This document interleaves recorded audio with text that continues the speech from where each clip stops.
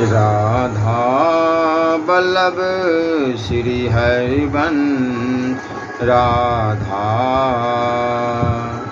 वल्लभ श्री हरिवंश।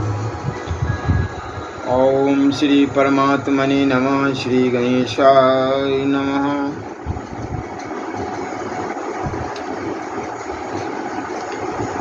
मार्कंडेय जी के द्वारा विविध प्रश्न और नारद जी के द्वारा उनका उत्तर। कली काल में न जप से न तप से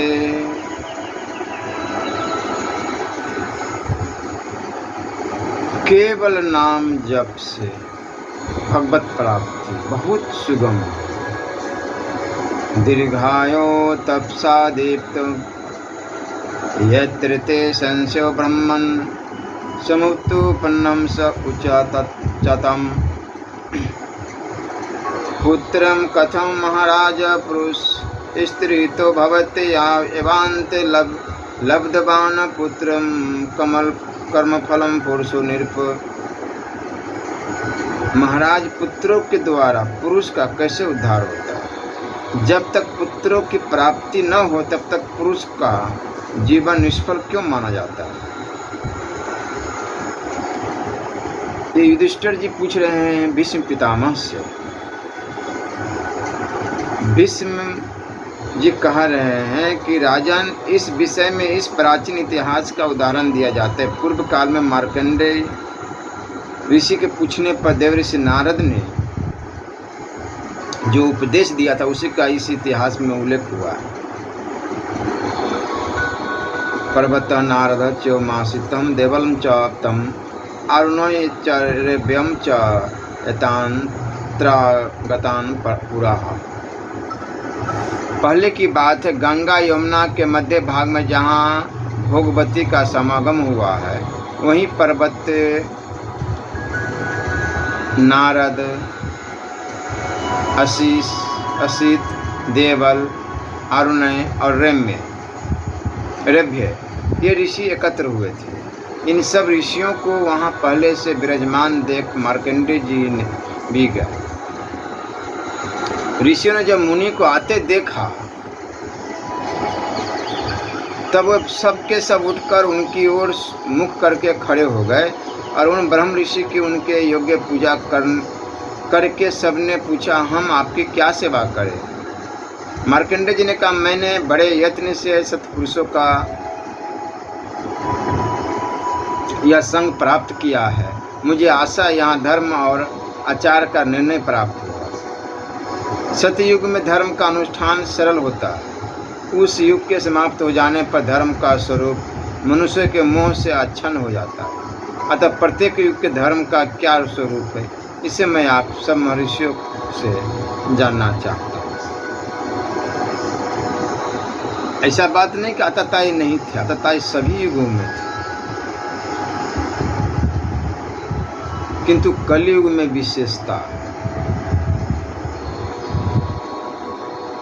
जो सारे संसार में त्राही त्राही मच रहे।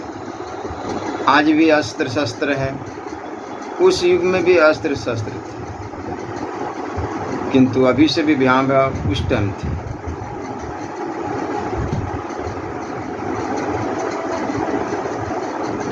भीष्म जी कहते हैं, राजन, तब सब ऋषियों ने मिलकर नारद जी से कहा, तत्वगत देवर्षि मार्कंडेय जी को जिस विषय में संदेह है उसका आप निरूपण कीजिए, क्योंकि धर्म और अधर्म के विषय में होने वाले समस्त संशयों का निवारण करने में आप समर्थ हैं। ऋषियों की यह अनुमति और आदेश पाकर नारद जी ने संपूर्ण धर्म और अर्थ के तत्व को जानने वाले मार्कंडेय जी से पूछा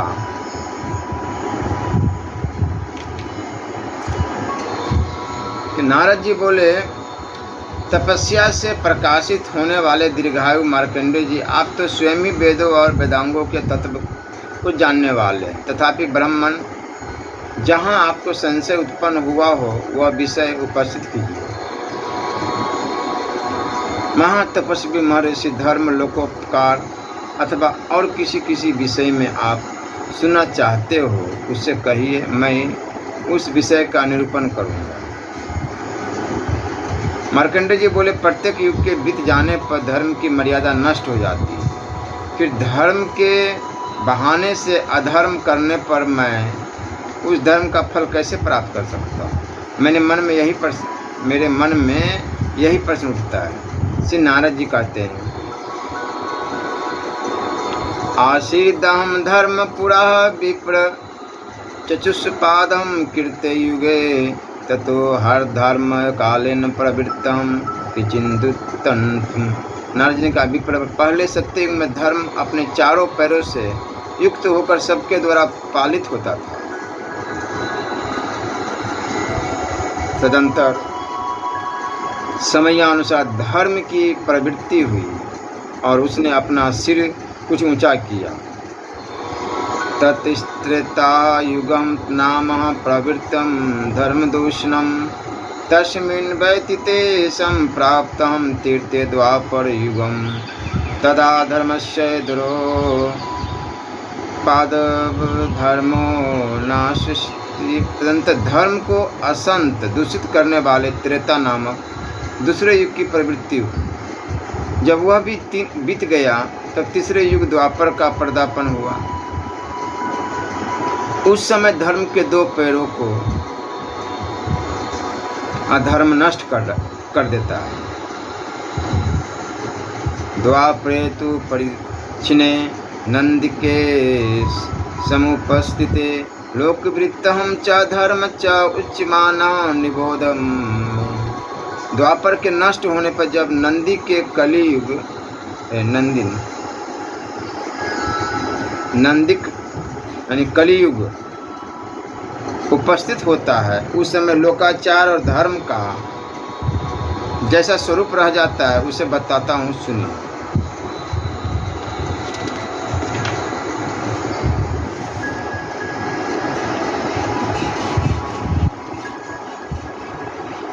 ततः प्रभृति जायन्ते छिन्न प्रज्ञायुषो नरः छिन्न प्राणधनः लोके धर्माचार बहिष्कृतः। चौथे युग का नाम है नंदिक। उस समय धर्म का एक ही पाद अंश शेष रह जाता है। तभी से मंद बुद्धि और अल्पायु मनुष्य उत्पन्न होने लगते हैं। लोक में उनकी प्राण शक्ति बहुत कम हो जाती है। वो निर्धन तथा धर्म और सदाचार से बहिष्कृत होते हैं।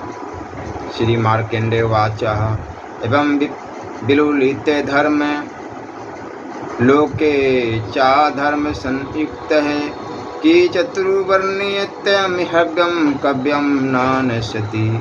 मार्कंडेय जी पर जब इस प्रकार धर्म का लोप होकर जगत में अधर्म छा जाता है तब चारों वर्णों के लिए नियत हव्य और कव्य का नाश क्यों हो जाता है? श्री नारद वाच मंत्रपूतं सदा हव्यं कव्यं च नश्यति प्रतिगृह्णन्ति तदं देवा दान्त्र्यातं प्रसज्जत। नारद जी का वेद मंत्रों से सदा पवित्र होने के कारण हव्य और कव्य नहीं नष्ट होते हैं। यदि दाता न्यायपूर्वक उनका दान करते हैं तो देवता और पितर उन्हें सादर ग्रहण करते हैं। जो दाता सात्विक भाव से युक्त होता है वह इस लोक में संपूर्ण मनोवांछित कामनाओं को प्राप्त कर लेता है।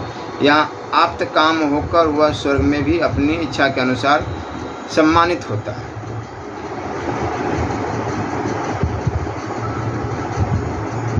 ये मान अपमान, ये सम्मान,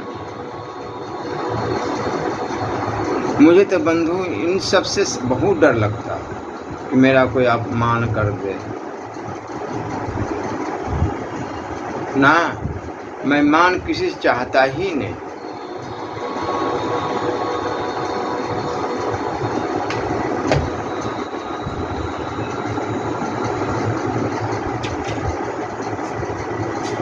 मार्कंडेय जी ने पूछा, यहाँ जो चार वर्ण के लोग हैं उनके द्वारा यदि मंत्र रहित और अवहेलना पूर्वक हव्य कव्य का दान दिया जाए तो उनका वह दान कहाँ जाता है?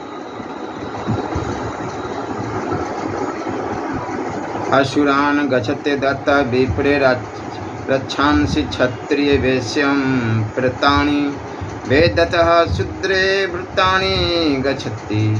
नारद जी ने कहा, यदि ब्राह्मणों ने वैसा दान किया है तो वह असुरों को प्राप्त होता है, क्षत्रियों ने किया है तो उसे राक्षस ले जाते हैं, वैश्यों द्वारा किए गए वैसे दान को प्रेत ग्रहण करते हैं, और शूद्रों द्वारा किया गया अवज्ञापूर्वक दान भूतों को प्राप्त होता है। जो नीच वर्ण में उत्पन्न होकर चारों वर्णों को उपदेश देते और हव्य कव्य का दान देते, उनका दिया हुआ दान कहाँ जाता है? नारद जी ने कहा, जब नीच वर्ण के लोग हव्य कव्य का दान करते हैं तब उनके उस दान को न देवता ग्रहण करते हैं न पितर। जो यातुधान पिशाच भूत और राक्षस है, उन्हीं के लिए उस वृत्ति का विधान किया गया। पितरों और देवताओं ने वैसी वृत्ति का परित्याग कर दिया। जो सब कुछ देने वाले और उस कर्म के अधिकारी है, वो एकाग्रचित होकर विधि पूर्वक जो हव्य और कव्य समर्पित करते हैं उसे देवता और पितर ग्रहण करते हैं। श्री मार्कंडेय वाचः। मार्कंडेय जी ने पूछा, नारद जी, नीच वर्ण के दिए हुए हव्य और कव्यों की जो दशा होती उसे मैंने सुन ली। अब पुत्रों और कन्याओं के विषय में एवं इनके संयोग के विषय में मुझे कुछ बातें बताइए। नारद जी ने कहा, अब मैं कन्या विवाह के और पुत्रों के विषय में एवं स्त्रियों के संयोग विषय में बतला रहा हूँ, सुनो। जो कन्या उत्पन्न हो जाती है उसे किसी योग्य वर को सौंप देना आवश्यक होता है। यदि ठीक समय पर कन्याओं का दान हो गया तो पिता धर्म फल का भागी होता है। जो भाई बंधु रजोशलावस्था में पहुंच जाने पर भी कन्या का किसी योग्य वर के साथ विवाह नहीं कर देता, वह उसके एक एक मास बीतने पर भ्रूण हत्या का फल का भागी होता है। जो भाई बंधु कन्या को विषय भोगों से वंचित करके घर में रोके रखता है, वह उस कन्या के द्वारा अनिष्ट चिंतन किए जाने के कारण भ्रूण हत्या के पाप का भागी होता है। मार्कंडेय जी ने पूछा, महामुनि, किस कारण से कन्याओं को मांगलिक कर्मों में नियुक्त किया जाता है? मैं इस बात को यथार्थ रूप से जानना चाहता हूँ। नारद जी ने कहा, कन्याओं में सदा लक्ष्मी निवास करती है, वह उनमें नित्य प्रतिष्ठित होती है, इसलिए प्रत्येक कन्या शोभा संपन्न शुभ कर्म के योग्य तथा मंगल कर्मों में पूजनीय होती है। जैसे खान में स्थित हुआ रत्न संपूर्ण कामनाओं को एवं फलों की प्राप्ति कराने वाला होता है, उसी प्रकार महालक्ष्मी स्वरूपा कन्या संपूर्ण जगत के लिए मंगल कारणी होती है।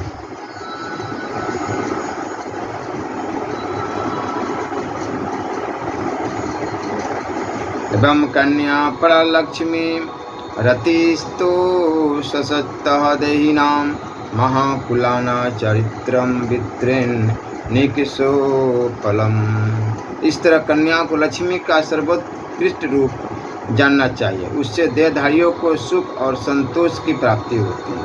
वो अपने सदाचार के द्वारा उच्च कुलों के चरित्र की कसौटी समझी जाती है।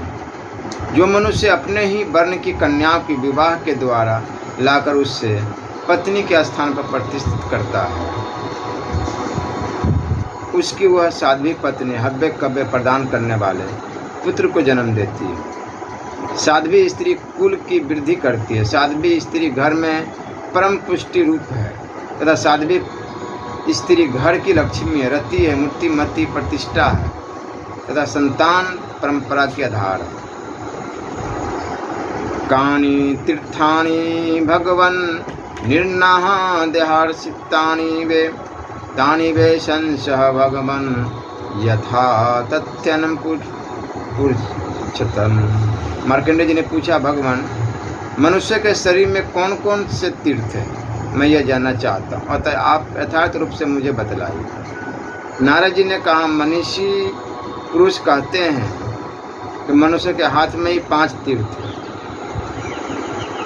उनके नाम इस प्रकार है। हाथ में देव तीर्थ, ऋषि तीर्थ, पृथु तीर्थ, ब्रह्म तीर्थ, वैष्णव तीर्थ। अंगुलियों के अग्रभाग में देव तीर्थ है, कनिष्ठा और अनामिका और प्रजापति तीर्थ भी कहते हैं। अंगुष्ठ और तर्जनी के मध्य भाग में पृथु तीर्थ है। अंगुष्ठ के मूल भाग में ब्रह्म तीर्थ है और हथेली के मध्य भाग में वैष्णव तीर्थ है। हाथ में जो वैष्णव तीर्थ का भाग है उसे सब तीर्थों में प्रधान कहा जाता है, जहाँ जल रखकर आचमन करने से चारों वर्णों के कुल की वृद्धि होती तथा देवता और पितरों के कार्य इहलोक और परलोक में वृद्धि होती है।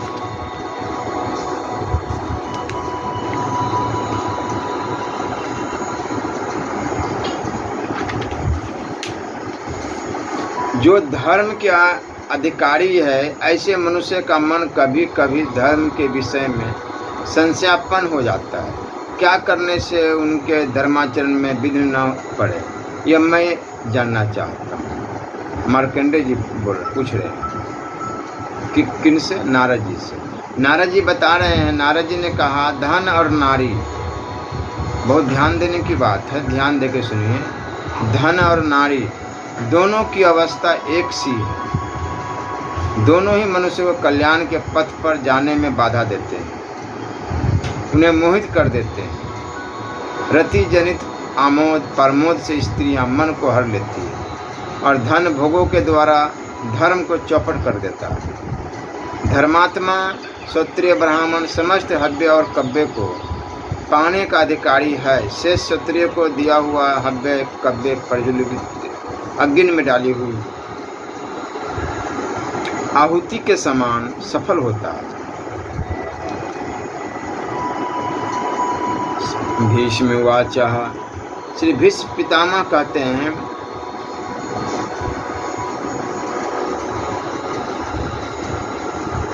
कि इस प्रकार ऋषियों के साथ बातचीत करके महातेजस्वी मार्कंडेय जी ने नारद जी का सत्कार किया और स्वयं भी उनके द्वारा सम्मानित हुए। तत्पश्चात ऋषियों ने विदा लेकर मार्कंडेय मुनि अपने आश्रम को चले गए तथा वे ऋषि भी तीर्थों में भ्रमण करने लगे।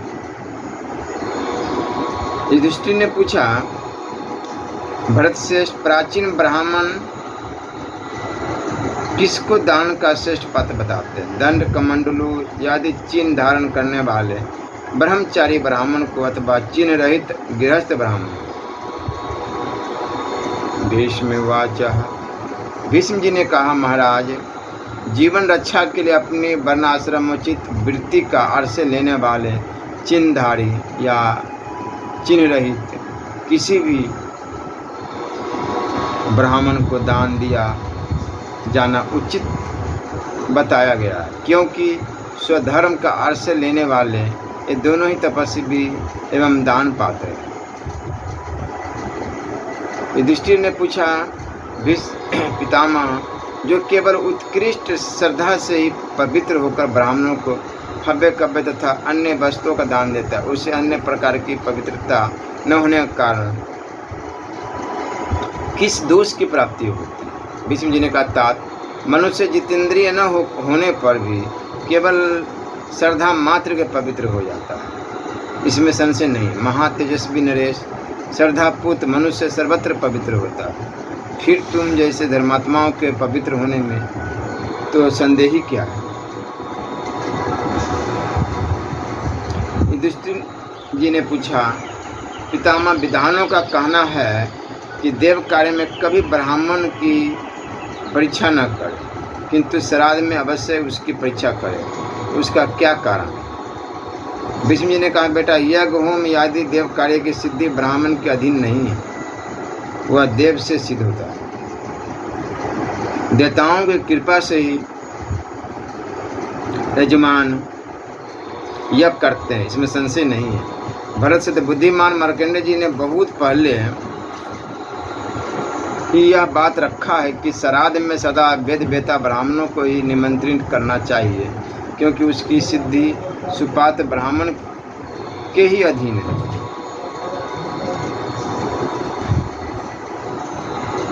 युधिष्ठिर जी ने पूछा, जो अपरिचित विद्वान संबंधी तपस्वी अथवा यज्ञशील हो, इनमें से कौन किस प्रकार के गुणों से संपन्न होने पर भी श्राद्ध एवं दान का उत्तम प्राप्त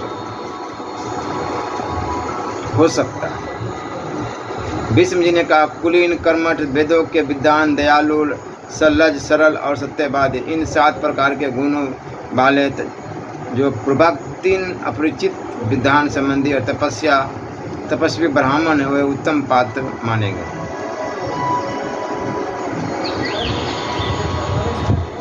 कुंती नंदन, इस विषय में तुम मुझसे पृथ्वी, कश्यप, अग्नि और मार्कंडेय, इन 4 तेजस्वी व्यक्तियों का मत सुनो। पृथ्वी कहती है कि जिस प्रकार महासागर में फेंका हुआ ढेला तुरंत गलकर नष्ट हो जाता है, उसी प्रकार याजन, अध्यापन और प्रतिग्रह, इन 3 वृत्तियों से जीविका चलाने वाले ब्राह्मण में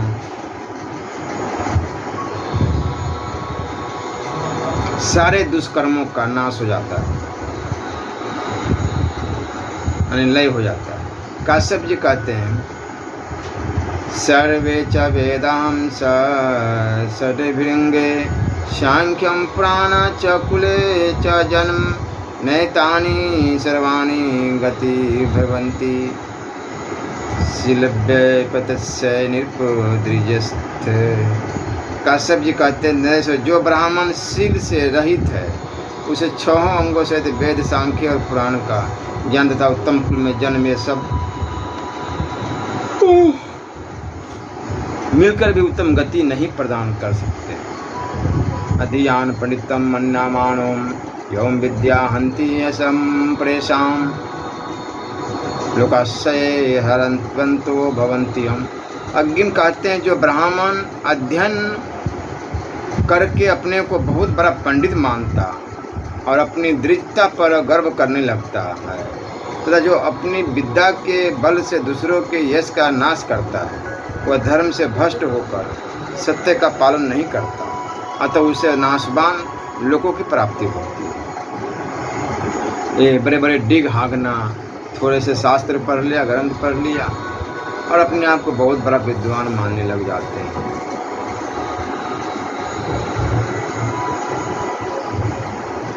मार्कंडेय जी कहते हैं, यदि तराजू के एक पलड़े में 1000 अश्वमेघ यज्ञ को और दूसरे में सत्य को रखकर तोला जाए, तो भी न जाने ये सारे अश्वमेघ यज्ञ इस सत्य के आधे के बराबर भी होंगे या नहीं।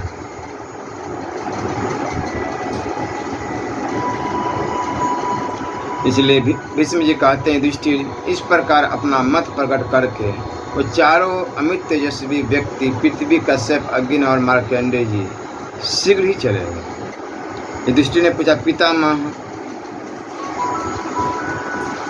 यदि ते ब्राह्मणा लोके वर्तिनो पूजते हविः दतः ब्राह्मण कामाय कथा तत्ता सुकृतं भवतः। कि ब्रह्मचर्य व्रत का पालन करने वाले ब्राह्मण श्राद्ध में हविष्य अन्न का भोजन करते हैं तो श्रेष्ठ ब्राह्मण की कामना से